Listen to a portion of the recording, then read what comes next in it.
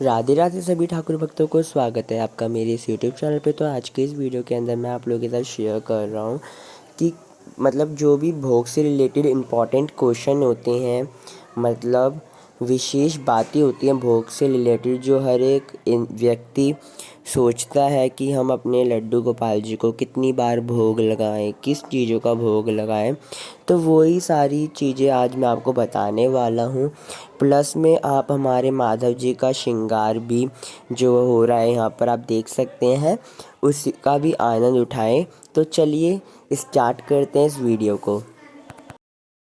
तो सबसे पहला प्रश्न जो हर एक व्यक्ति के मन में आता है कि हम अपने लड्डू गोपाल जी को कितनी बार भोग लगाएं, हम अपने लड्डू गोपाल जी को कितनी बार भोजन कराएं। तो इससे रिलेटेड एक कहानी भी है, वो मैं आपको सुनाता हूँ छप्पन भोग की, जो आधे से ज़्यादा लोगों को पता भी होगी और आधे से ज़्यादा लोगों को नहीं भी पता है। तो जो श्री कृष्ण है उनको छप्पन भोग क्यों लगाया जाता है वो मैं आपको बता दूं। तो श्री जो यशोदा माँ थी वो एक दिन में 8 बार भोजन कराती थी श्री कृष्ण जी को। तो जब उन्होंने गोवर्धन पर्वत उठाया था 7 दिन के लिए, तो माँ यशोदा ने सोचा कि मेरे लल्ला ने 7 दिन तक कुछ नहीं खाया है, तो उन्होंने 7 दिन का एक ही दिन बनाया भोजन और उनको एक ही दिन में 56 प्रकार का भोग कराया। तो इसलिए हम अपने कृष्ण भगवान को, लड्डू गोपाल को या खाटू श्याम जी को, जो उन्हीं का अवतार है, उनको 56 भोग लगाया जाता है, 56 प्रकार के भोजन उनको कराया जाता है।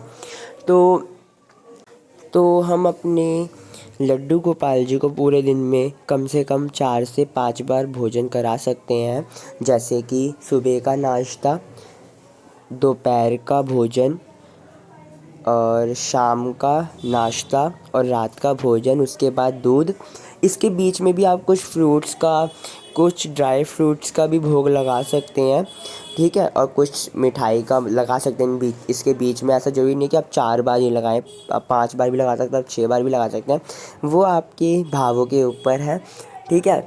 अब सेकंड क्वेश्चन में बता दूं, सेकंड क्वेश्चन नहीं मतलब इसी के अंदर फर्स्ट क्वेश्चन है। अब जो लोग जॉब करते हैं वो लोग कैसे 4-4 5-5 बार उनको भोग लगाएंगे लड्डू गोपाल जी को।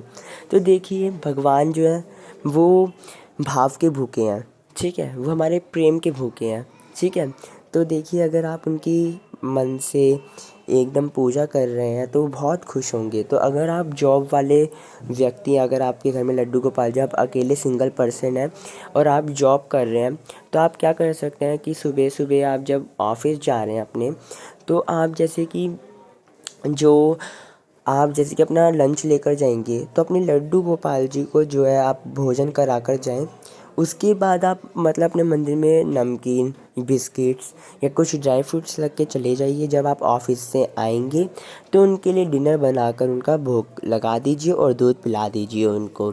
तो आप ये भी कर सकते हैं, ठीक है, क्योंकि भगवान जी भूखे नहीं हैं, वो भाव के भूखे हैं, ठीक है। सेकंड प्रश्न हमारा ये बनता है कि हमें मतलब अपने लड्डू गोपाल जी को किस प्रकार का भोग लगाना चाहिए, मतलब क्या कौन कौन सी चीज़ों का भोग लगाना चाहिए। तो लड्डू गोपाल जी को बिना प्याज लहसुन और नॉन वेज का भोग नहीं लगता है और सारी चीज़ों का भोग लगता है।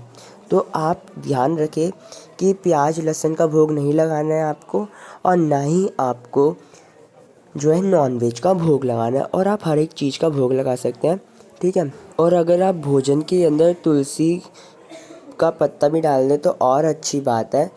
अब हम चलते हैं अपने तीसरे प्रश्न की ओर। तो तीसरा प्रश्न ये है कि मतलब बहुत सारे लोग बोलते हैं कि हमें कैसे पता चलेगा कि हमारे लड्डू गोपाल जी ने भोजन कर लिया है, हम कितनी देर के बाद भोजन की थाली हटाएं। तो देखिए जितना वक्त एक व्यक्ति को लगता है खाना खाने में, उतना वक्त ही आप मान के चलिए, ठीक है। तो जैसे कि 10 से 15 मिनट हर एक व्यक्ति को लगता है, तो आप लड्डू गोपाल जी के सामने भी 10 से 15 मिनट थाली रखिए।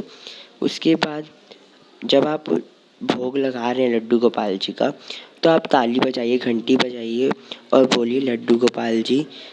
तो मेरे लड्डू गोपाल जी का नाम माधव है, तो मैं ऐसे बोलता हूँ, माधव जी भोग लगाइए, आपका भोजन तैयार है, ठीक है। उसके बाद आप चले जाइए।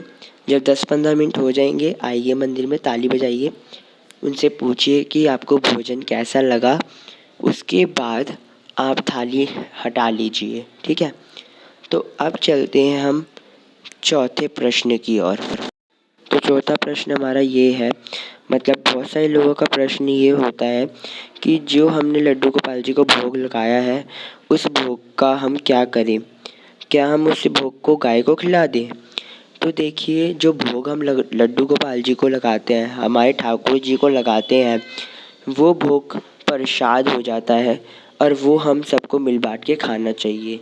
तो जैसे कि आपने अपने लड्डू गोपाल जी को भोग लगाया है, तो अब वो भोग नहीं रहता, वो प्रसाद हो जाता है और आप उसे प्रसाद के रूप में ग्रहण कर सकते हैं। तो अब चलते हैं 5वें प्रश्न की ओर।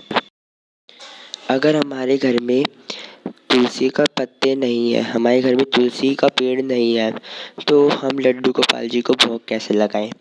तो देखिए, बिना तुलसी के तो लड्डू गोपाल जी को भोग लगता नहीं है, ये आप सबको पता ही है। तो आप क्या कर सकते हैं, आप अपने लड्डू गोपाल जी के लिए एक तुलसी की माला ला सकते हैं और आप उनको धारण करवा दीजिए। फिर आप भोग के अंदर तुलसी लगाएं या ना लगाएं, उससे कोई फ़र्क नहीं पड़ता, ठीक है। तो यहीं पे सारे प्रश्न ख़त्म होते हैं। अगर आपकी और भी प्रश्न हो भोग से रिलेटेड या और भी कुछ, तो आप वो हमें कमेंट सेक्शन में बता सकते हैं। तो ये देखिए, बातें करते करते हमारे माधव जी का भी श्रृंगार हो चुका है। आई होप आपको ये वीडियो अच्छी लगी हो, तो मेक श्योर वीडियो को लाइक करना। अगली वीडियो में मिलते हैं, जब तक के लिए राधे राधे।